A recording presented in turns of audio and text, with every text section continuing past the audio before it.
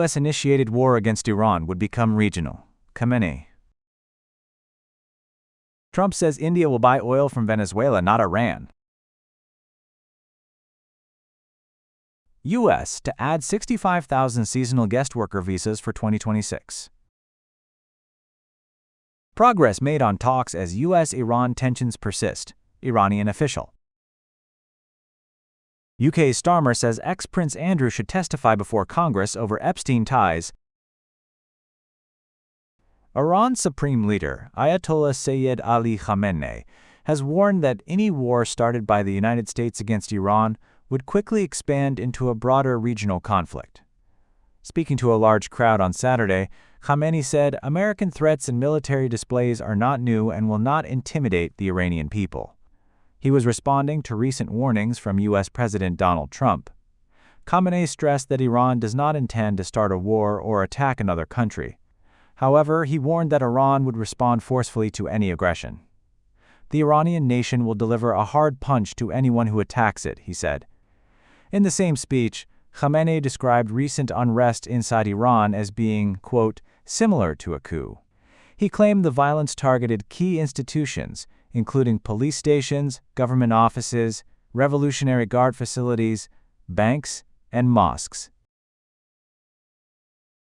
That India will begin purchasing oil from Venezuela, moving away from previous imports from Iran and Russia. Speaking aboard Air Force One, Trump stated, "We've already made that deal, the concept of the deal, indicating a strategic realignment in India's oil sourcing."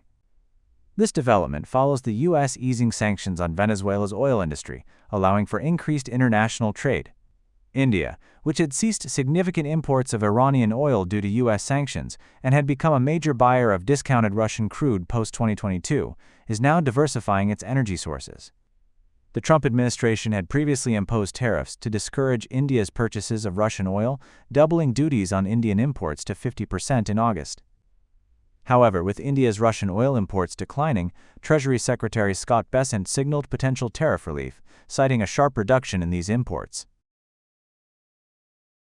The Trump administration is set to add approximately 65,000 H-2B seasonal worker visas through September 30th, according to a federal notice.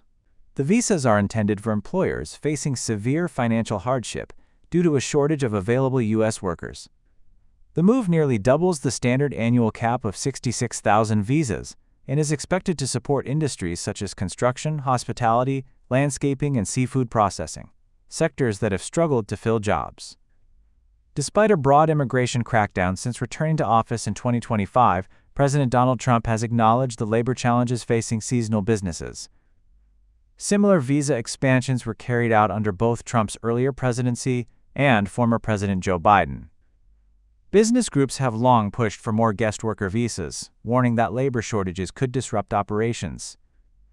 However, immigration restriction advocates argue the program may suppress wages for American workers. Iran's top national security official says preparations for possible negotiations with the United States are moving forward, even as military tensions grow in the Gulf. Ali Larijani stated that, despite what he described as an exaggerated media atmosphere, a framework for talks is taking shape. However, he did not provide specific details. U.S. President Donald Trump also suggested that Iran appears willing to negotiate rather than risk military conflict. He noted that American forces, including a large naval fleet, are being deployed to the region as a precaution. Tensions between the two countries have been escalating in recent weeks. Trump has repeatedly warned of potential military action tied to Iran's nuclear program and its response to recent anti-government protests.